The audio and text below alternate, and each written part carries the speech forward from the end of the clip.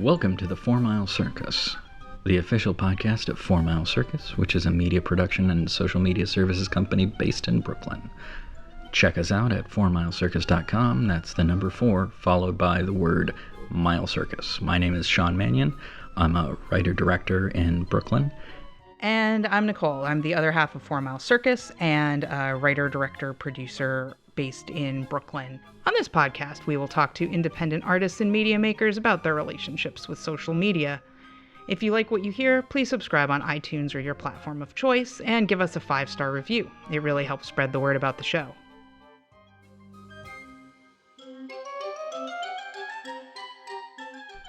We're going to be live streaming this and future interviews on Facebook as we conduct them. So like 4 Mile Circus on Facebook to be notified of future live streams so you can see all our mistakes and comment with questions for the guest. Some questions may even make it into the show.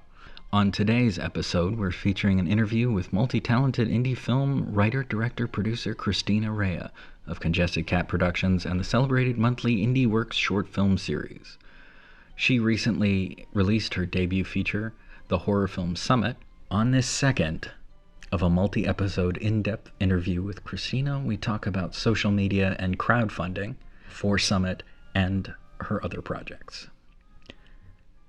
But first, special just for you, here's our social media tip of the episode. One element you may use in your social mediaing is images, especially if you're an image-driven person like we supposedly are as filmmakers, because film is a visual medium. So one suggestion I have is just in general, regardless of the platform you're on, always try to include images. Obviously, some platforms like Snapchat or Instagram are more specifically visually driven, so you're kind of going to include an image no matter what on any of your posts. But also, it is helpful in terms of the varying algorithms that different platforms have that help them decide how many eyeballs to put your content in front of, most primarily on Facebook, but increasingly a bit on Twitter as well. And also, general consensus is that probably posts get shared more often when they have images attached to them. People are more likely to click to expand them to see the whole thing. So you'll get more impressions, you'll get more engagement, you'll get more shares, you'll get more likes. And specifically, especially on Facebook, which we will talk at some point in more depth about the evil Facebook algorithm that is preventing people from seeing anything you post to your professional pages unless you pay to boost it. But Facebook basically favors posts that contain original content that has been uploaded to Facebook itself. So for example, say you want to share a video on Facebook. You're going to get a lot more eyes on your post if you upload the video directly to Facebook than if you link from a Facebook post to an external site like YouTube or Vimeo or whatever it is. So just in general, I suggest anytime you're posting on Facebook and Twitter and anywhere else, on Twitter you can add up to 4 images on a given post. It'll cut a little bit into your character limit, so you'll have to balance that in terms of how many words you need to have. You can upload video. Facebook, same thing. You can upload a ton of images. You can arrange them in albums. You can arrange them in carousels, slideshows, whatever. They've got a lot of options for that. But as much as possible, even if you're just making a post that's being like, hey, I'm going to be at Prospect Park on Sunday at noon to go see the goats. Like, upload a picture of a goat. Or upload a picture that has nothing to do with your post, for that matter, quite frankly. But upload something so Facebook has some original content that you've contributed, just because they're going to weigh your post better in their algorithm that way than otherwise. So, basic rule of thumb, images, use them. Yeah. Did you know, though, that Twitter just announced that images and links will no longer factor into the 140? Yeah. No. Yeah. Oh, did you? I didn't see that. In the next week or two, it's changing. They just announced it yesterday. Great. Yeah. Also, usernames won't count against your character count anymore either. Oh, I didn't know that. That's great. Except for the only potential issue with that is suddenly getting spammed by people who they want to send you something, and so now they're not restricted to 100. They're gonna just pick all the usernames, and I mean that's probably not gonna happen that often.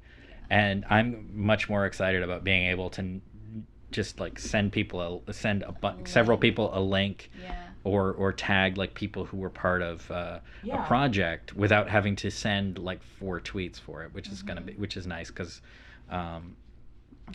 but yeah, that's Twitter's I guess Twitter has been having some problems with user retention and getting new users. They've kind of plateaued, and so they're kind of doing some things that maybe they should have done before. Yeah, I was going to say, good move, Twitter. I approve. And also, I'll give everyone a bonus social media tip because of this, which is don't be afraid to block and report. So if you're getting spammers who are tweeting at you and thousands of other people, because they can put thousands of Twitter handles in a tweet now without accounting against their character limit, block and report. It's your friend. I mean, not that the reporting is going to necessarily do much, but they do more with spammers than people being abusive. Mm-hmm. That's another whole episode of the podcast. We could do a whole episode. We should find an expert on that. We could. We should. Yeah. Who do we know who's been harassed on Twitter? I can think of a few people. Oh no, I don't mean necessarily somebody who's been harassed. But, well, I mean it can be somebody who's been harassed, but I just mean like maybe somebody who has harassed. Yeah, I mean, other than me, obviously. No, I mean like somebody who studies it or somebody who's written about it a lot or something like that. That would be good. Yeah.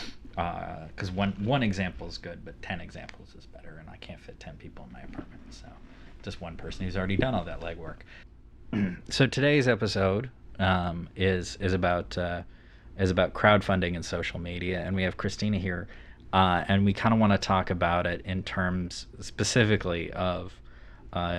You've done crowdfunding several times for projects, and but for the next couple episodes, we want to talk a little bit more about your feature Summit, but we can certainly touch on the rest and like how you've learned about things. But we want to talk about crowdfunding and social media for Summit today, and then in the next couple episodes, we'll talk about how you used it in production and when you finally released the film recently.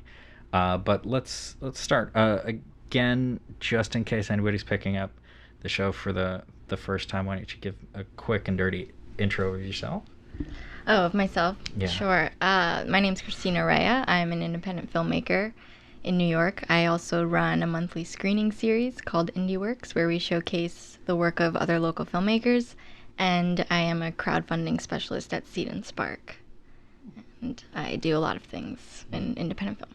You do a lot of things in independent film. So tell me, since we're going to be talking about Summit, and that's not to restrict you from talking about your other projects because you have a lot, but why don't you tell people what Summit is? Sure. So Summit is my first feature. It's a horror film about 5 friends who are going on a ski trip and end up at the wrong location. And it's kind of a character study in the form of a horror film. And I wrote it while I was still in school in 2011, and then I crowdfunded it in 2012, and I shot it in 2013, and I released it at the beginning of this year, 2016, after being on the festival circuit for about a year. Mm-hmm. Cool. So,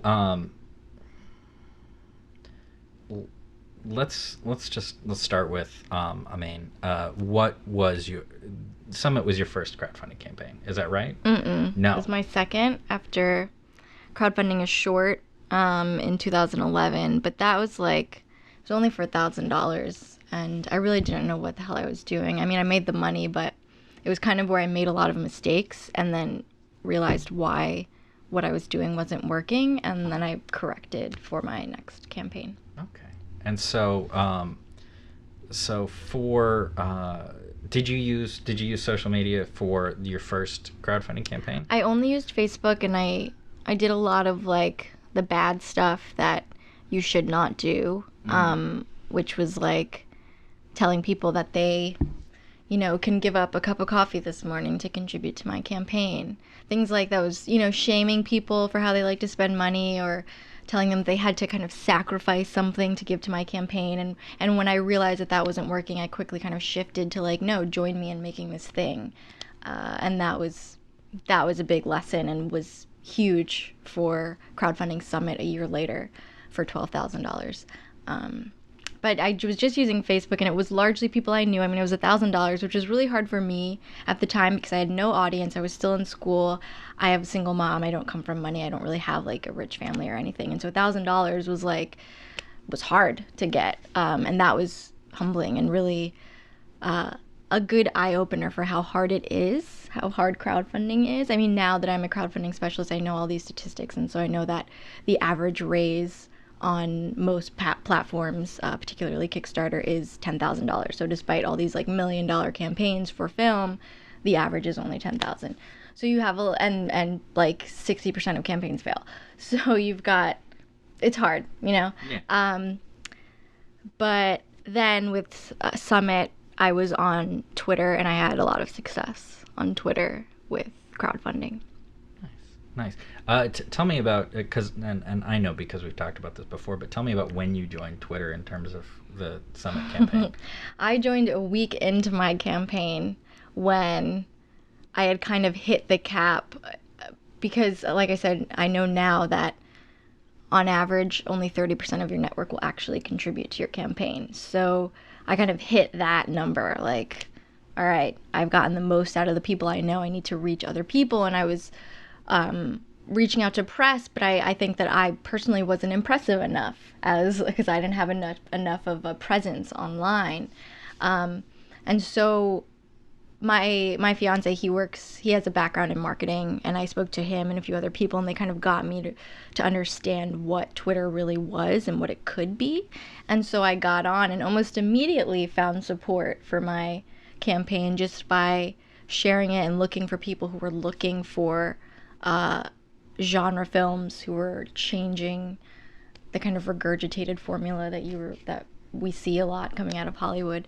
And just by looking at people at that time, it's different now because there's so many campaigns and you can't really get away with just like doing hashtag crowdfunding and expecting to be discovered because there's just so many. But at the time, it was a little bit easier to do that and to be discovered by people who genuinely were looking for a campaign to support. And so I had some people that were like a few people who still follow me on Twitter who were early followers who gave like $100 to my campaign because they liked giving to crowdfunding campaigns before I think it was like an expectation where like, of course you're going to give to crowdfunding campaigns. Yeah. It's certainly the ecosystem for crowdfunding has shifted. Mm-hmm. When you were doing that was my first one, and that's how we met. We can talk about that later. But right. But one of the things that I was kind of curious about, as far as I'm going to Snapchat this part too. Okay. Is one of the things that I was curious about was what would you say was the most effective outreach you did? Not even necessarily social media, even just in general for crowdfunding. When you did Summit, like what was the most effective outreach you had? I mean, the most effective outreach I had was directly reaching out to people individually. I think that people go into crowdfunding campaigns thinking that they're just going to kind of put it out on social media and people will jump, and that's not what happens. You need to reach out to each person as an individual and give them a reason to care. Mm-hmm. And that's really what was a shift for me was, okay, why should this friend who I haven't spoken to since high school care about this film that I'm making? What do I know about them that would intrigue them about this project? And that's how I started reaching out to people. Like, you care about the genre? Great. Like, here's a reason. You care about women in film? Here's a reason. Whatever it was, I tailored the message to the person and really gave them a why. You know, why should you contribute? Not just like, give me money or I need money, please help me. It was like, here's a reason why you want to be involved. And that was huge. That's everything in crowdfunding, really. It's like checking your ego and like getting a list of emails together and saying, okay, these are the people I'm emailing today, and here's how I'm approaching it for each person, and just doing that. And the incentive thing that you just touched on, I think kind of applies to even with people you don't know personally on social media that you're reaching out to, is exactly what you said. You don't want to approach it as like, give me money because you shouldn't be spending money on buying a, Starbucks cappuccino. You should be giving a struggling filmmaker a leg up. Like, that pushes people away. You want to draw people in, and like exactly as you put it, here's something you can be a part of. Here's something you want to be a part of. Like, that's, whether it's crowdfunding or other forms of social media promotion, like, that's kind of the magic bullet. And then really just actually, giving them the experience of being part of it. So it's not just telling them that they're going to become part of an experience, but actually giving them that experience by updating and like sharing content with them, behind the scenes stuff, and telling them. I blogged like throughout the entire process of crowdfunding, and then through everything. I mean, I blogged about every step of the way with Summit, when we were, when we locked our location, and when we were on set. I did a year later, I did a kind of journal of each day on set, what it was like from my perspective as the director of a no-budget feature. And then I did like blog posts about when we locked picture and when we did color correction, and kind of did like befores and afters, and just tried to make it very much like, you're part of this thing, you helped make this happen, here's where we are with it.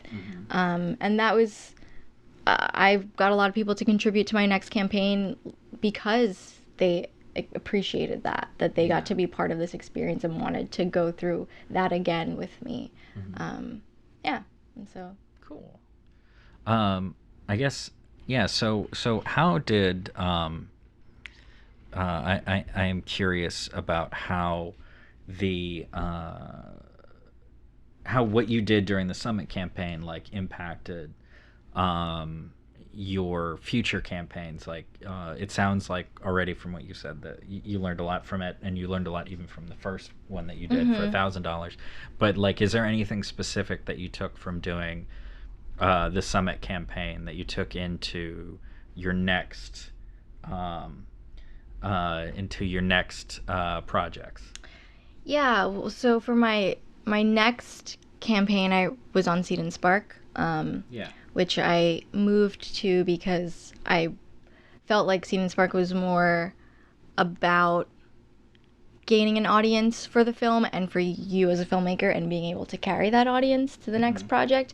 I particularly liked the follow feature, where people could follow your campaign like years after. I think what was frustrating about being on Kickstarter, even though it was perfectly fine for raising funds and being able to send out updates to people, I could only send out updates to the people that had given money at that time, and then that was it. It was locked off.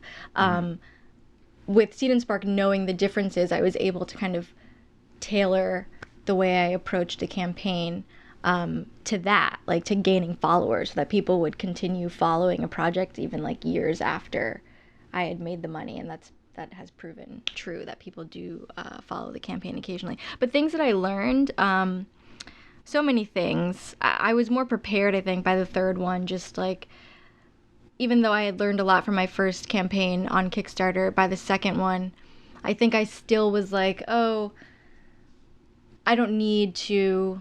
I did a lot more message testing before my last one, whereas with Summit, I felt I was kind of naive in thinking that the genre itself would get people motivated, and that I didn't fully understand that I could reach out to press with a different voice each time. Like, I reach out to press generally with like, here's a synopsis, here's the deal, as opposed to really doing my homework in terms of who's reading this material and how do they like to be spoken to, and then how can I change my pitch to this press based on that to like entice them more. And I also think that I didn't reach out always with like a clear objective of what the end result would be with the film. Like, I didn't plan as much for like, what do I want from these people at the end of the day? Like, what am I trying to get from them? With the Kickstarter, it was like, I just needed to make the money to make Summit. That was it. It was just like, make Summit. With the next campaign, it was like, okay, get them to follow me as a filmmaker, follow my brand, and pay attention to everything that I do beyond this point. Bring them in to my work in general. And so I was able to use things like getting to watch Summit for free and past work that I had done, like I had a web series between making Summit and then doing my last campaign a year and a half ago. I was able to kind of give away like exclusive materials that no one else had seen, right, to entice people into checking out the rest of my work, not just these particular projects. And so I think that was like a big shift, was I'm the brand. Me as a filmmaker, that's the brand, not this particular project necessarily. So right, like there are Summit fans, which is wonderful, but Summit, is online to rent or buy if people want to, but it's done. What I want is people to follow me to the next project and the next project and the next project. Right. And that was a big shift in how I approach crowdfunding. Okay, that makes a lot of sense. So this is my last like written down thing. If you have any questions, that's fine. And then we have two things from the Facebook stream. So the last thing I have is because now you are a member of the Seed and Spark team. What kind of advice do you have for people who are looking to do a crowdfunding project? I mean, I know you're working with a lot of people right now, but like what's like the first thing that they should know before, let's say they do Seed and Spark and they have to submit, and the thing that they should know before you're giving them feedback on their project? I mean, they should know that it's a lot of work. They should be prepared to do a lot of preparation, really. It's like kind of preparing yourself for what it takes to crowdfund. So you're putting together email lists. That's a big thing, is that people come in saying, oh, I want to launch in, 3 days, and I have my pitch video and I have like my materials, but they have no email list. And so it's like, who are you sending this campaign to? And I think the biggest, not so much now, but even still a little, the biggest misconception is that people think like, oh, if you build it, they will come. And that's not at all the case. There is really no discoverability. Like, yeah, you can, being on our platform, being on Seed and Spark, we do a little bit more promotion of the projects than other platforms, and we do have a base of people that are regularly checking out our site looking for what's new, but that doesn't mean that they're going to choose your campaign or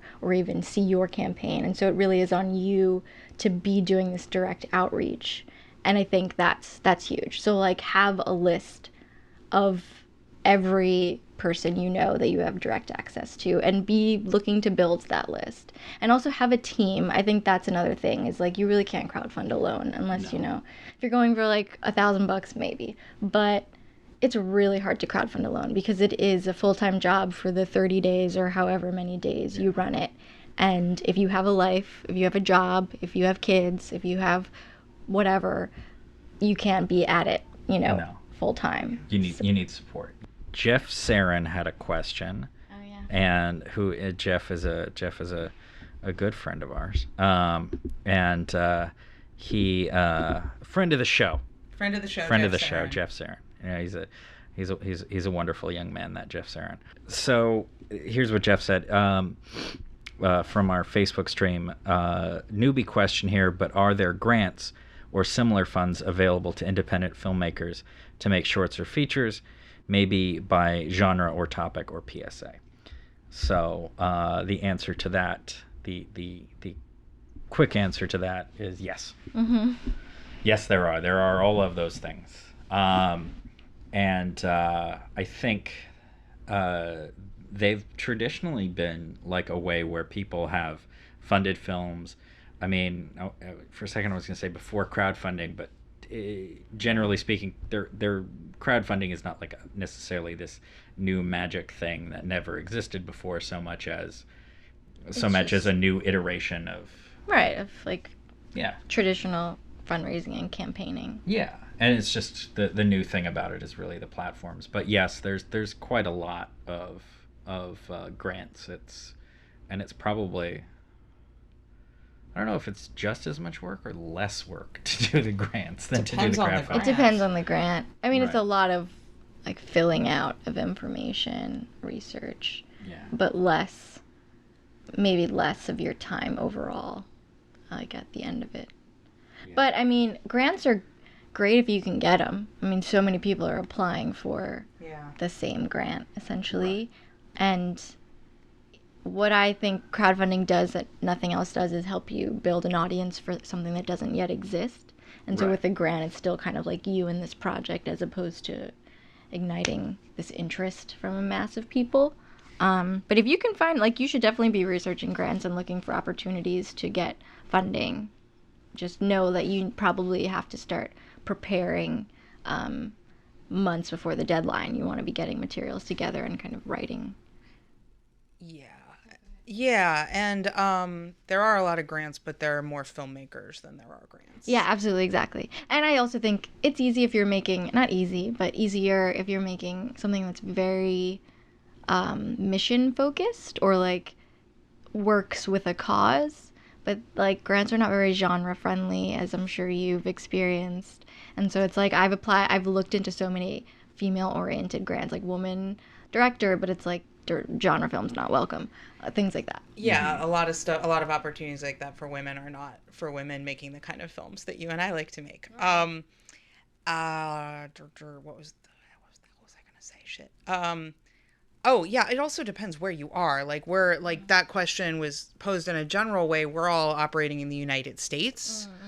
And different countries have very different opportunities in terms of what grants there are. Canada is, to my knowledge, for instance, a lot better in terms of there is more money available for artists looking to make films than there is in this country, and etc. So like we're answering in a very US centric way, and absolutely results may vary. Yeah, correct.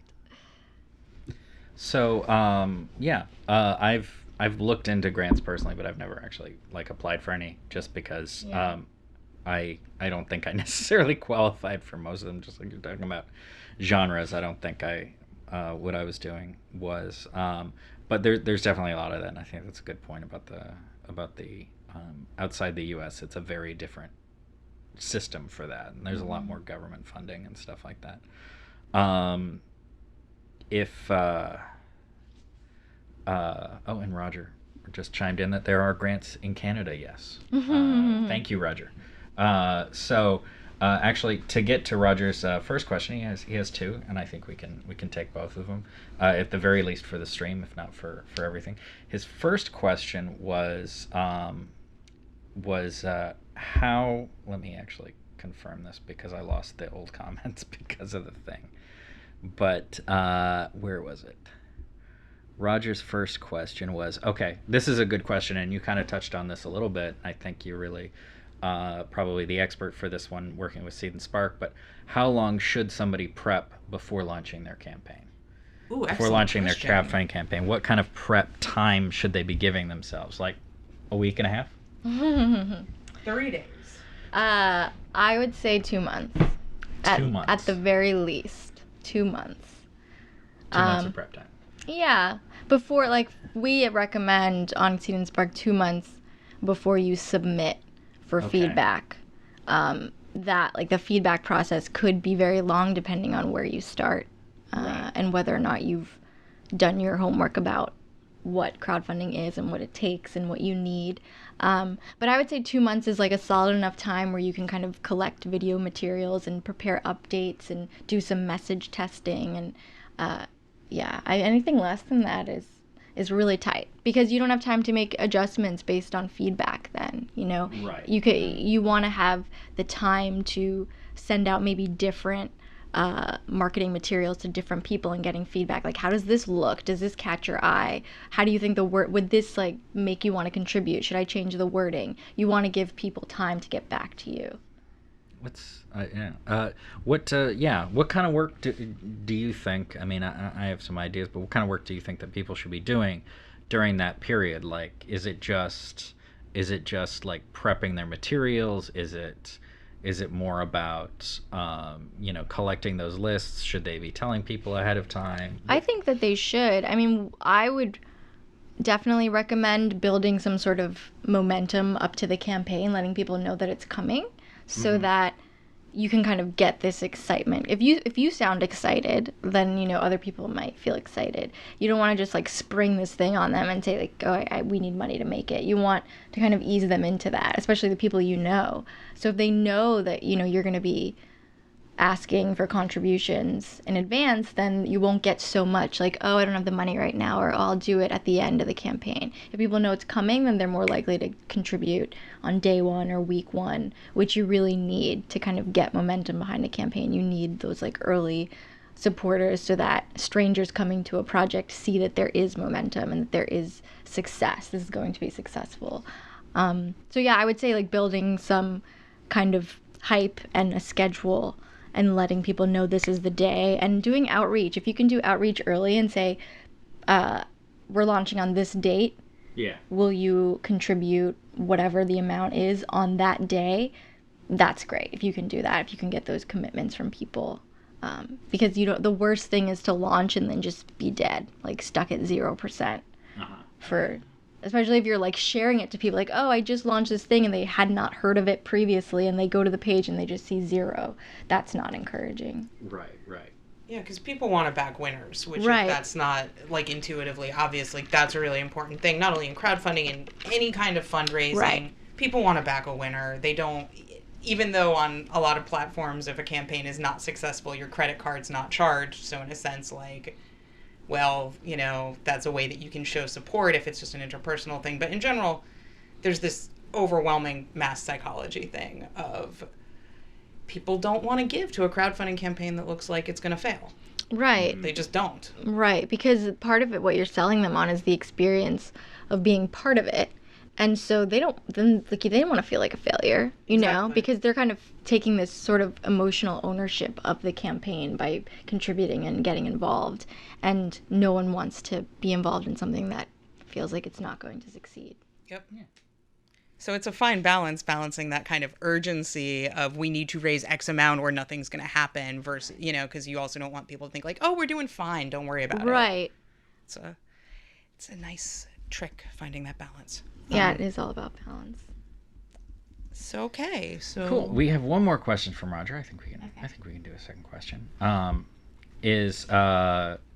From what you have all seen, what is the average successful budget amount filmmakers should aim for?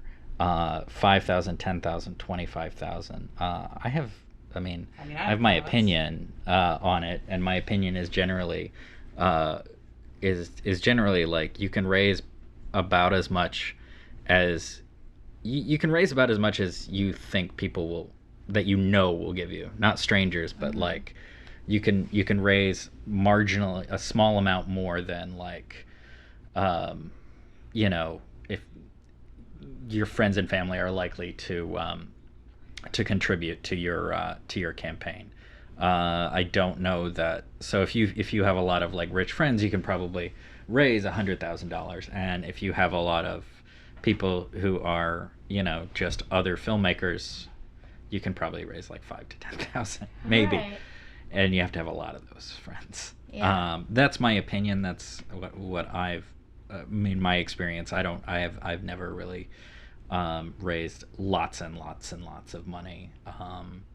But I think that that's my experience with it. I don't know. What do you want to say something? Yeah, I mean, not to play devil's advocate, but by the same token, it depends on someone's circumstance. But there are a lot of people who will give you, who don't have a lot of disposable income, but can afford to give you a little bit of money. And if you're asking for $5,000, they're going to give you $5. And if you're asking for $20,000, they're going to give you $20. You know, there are a lot of people who, like if you set the goalpost further, people are going to just go a little bit further to whatever they can within their comfort level. Mm-hmm. Now, if you're trying to raise more money and you don't have a lot of rich friends or family, it is going to be harder. You are going to have to be putting in more time going through those email lists and contacting people individually, one-on-one, asking people to re-up and give you more. And like, you know, if they've given you $5, be like, can you do 10? Can you do 7? Can you do 6? Whatever, like that kind of very time-consuming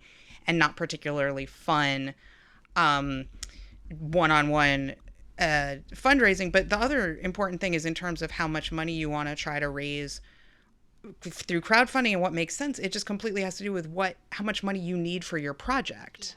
And that's like the main thing for me is if you can't do your film without $20,000, you should try to raise $20,000. You should really try to raise $25,000 because whatever platform you use is probably going to take a percentage of your fee, and you're also going to have to put money towards getting everybody their backer rewards and all of that, and there's probably going to be additional expenses, whatever.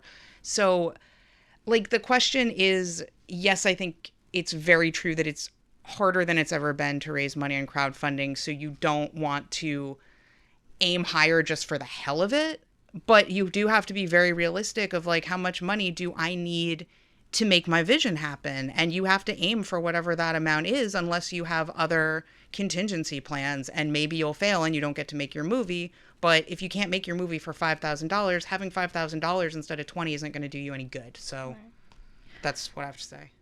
Yeah, I have a few things. I agree with that, absolutely, that you need to be able to deliver on what you're promising people. So you shouldn't, go for 5,000 when you really need 20 and kind of lead people to believe that you're making this film that really costs 20,000 and then you try to make it for 5, or you just like pocket that money or whatever it may be. But yeah, it doesn't do anybody any good. I do think that there is no magic number. It really is about who can you reach and what do you need. How much money do you need? Not how much do you want? What is your budget? What do you need? And can you get that with your current network? And if not, then you should be exploring options. On Seed and Spark, for instance, we offer staged funding where you can do it in stages, where like you can raise for pre-production and then production and then post-production, kind of building your audience between each campaign, but coming back to the same campaign page with each stage, so you're keeping your followers and building on your followers. That's pretty cool for people that are just starting out and maybe don't have that reach. I will say, to your point, that when I went for 20,000 in my last campaign compared to 12, I did get higher contributions from the same people. But that's also, I do think that, yes, when people feel like the stakes are higher, they give bigger. But I also kind of earned that in a way because I delivered on what I promised the first time around, and people maybe, I hope, did want more, so they gave more.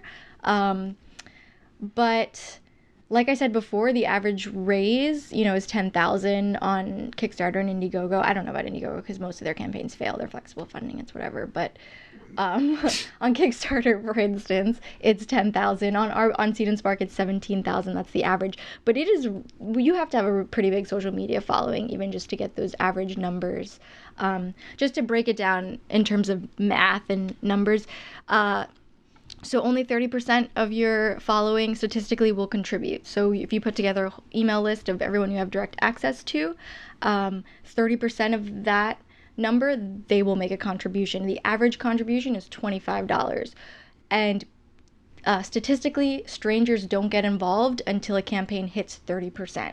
So if 30% of your network giving $25 each gets you to 30% of your goal, then okay. If not, maybe it's too high for your reach and you need to go a little bit smaller. So kind of keep that in mind. Yes, there are people that will give more than 25, but just kind of staying in that range of averages, you should be safe. Yeah, that makes sense. So that's probably, I would say that's all the time that we have for this particular episode. But unless you have anything you'd like to chime in with, okay. So let's. This is a slightly less well constructed, fun thing to end the episode with. It's kind of a game. Okay. And Facebook people, if you're watching right now and you want to pipe in with your attempt to answer this game is basically guess the song based on the lyrics that I genuinely thought, the misheard lyrics that I genuinely thought were the lyrics to the song for years, but I was so wrong. I was so incredibly wrong. Sean is wrong. That's a fun segment. That would actually be a fun segment. Sean is wrong. There would be a lot. So the fun thing. So the lyric is, "She's a slut. You mourn and you will know." What the fuck is that? Exactly. What the fuck is that? So you misheard it. I misheard the lyrics to a song as "She's a slut, you mourn, and you will know." And I assumed that these were the lyrics to the song for years. And I thought it's kind of appropriate, but it's also kind of a fucked up lyric. Anyone at home know what the hell he's talking about? I have a guess of the genre. Would it give it away if you did it like in? Oh, no, I can't sing for shit, so it wouldn't help you at all. I can't sing, so it wouldn't help you. But I will tell you, it is a classic. It's not even classic rock. It's an oldies song. It's like it would be on an oldies radio station. It's not AC/DC? It's not AC/DC. Well, I guess those would be on oldies now, but it's also related to a film. It's the theme song for a film. Okay. That's an oldie. It's not like Moon River? No, it's not Moon River. What kind of film? Oh, I got it on Facebook, but I'm not gonna let you guys. Oh, say. Someone. Brad Jackson just guessed. You guessed right, Brad. Shout out Brad Jackson. I mean, I don't think we're gonna get it. We're lost. We don't know about the slut you mourn. Yes. Oh, sorry. You mourn and now you know. That sounds. Oh, and Chelsea Rogers makes a good point. Does anyone ever know what Sean is talking about? Thank you, Chelsea. Thank you, Chelsea. So Brad got it, but do you guys want me to just tell you now? It's Mrs. Robinson from Simon and Garfunkel. The actual lyric is "Jesus loves you more than you will know." Wow. And since I was like a kid, I was like, "That's a fucked up lyric," and that is not an appropriate lyric. So that was our fun thing, and that's the song that for probably half a decade I misheard that lyric, and. That's an appropriate lyric, though, for, like, the movie. Oh, it's totally appropriate for the movie. And I hadn't even seen the movie. So I didn't see the movie until years after, even after I'd, like, learned that the lyric was different. And, because I think some friends heard, like, I said it in front of some friends, like, yeah, it's a weird lyric. Like, why would he say that? And they were like, that's not the lyric. And then we had to have a conversation about it. So anyway, so that's the show this time. We should probably tell people where they can find, all of us on the internet. Us here? Us here. Okay. Not them there. They already know where they are. Wow. So, hey, Christina, where can we find you? Where can these wonderful people listening find you online? They can find, my website is ChristinaRaia.com, or my company site, CongeskedCat.com, or at CRaia9 on Twitter and Instagram. Or Google me. I think, like, I'm the first person that comes up. But yeah, Summit is available on Vimeo on demand and VHX, and maybe I just signed a small distribution deal, so it may be elsewhere in the near future, probably like a year. It takes forever, but maybe somewhere else soon. But for now, you can watch a lot of my short content for free, like my web series and shorts, and Summit's only $2.99 to rent. So why not rent it? Yeah, why not? That's hardly anything at all. I bought it. I rented it, but I may buy it because I want to see it again. There are bonus features, like I did director's commentary where I just, was talking for 2 hours, and cast commentary and like behind the scenes stuff and some cool content that. If you're into filmmaking, for me, it was a big learning experience. I have a real love-hate relationship with the film, but I think in particular, one, if you want something different from the genre, and maybe if you want to see how I kind of tried to comment on, like, race and gender in the genre, then you should check it out. But also, if you're interested in filmmaking and want to see how my work has progressed and maybe what I learned from making that film, then you should definitely check it out. Awesome. And we're on the internet too, aren't we, Sean? We are. As a team, we're 4 Mile Circus, which is Twitter at 4 Mile Circus. It's the number 4, the word mile with an I, and circus also with an I. All one word, no hashes, no underscores, no dashes, nothing.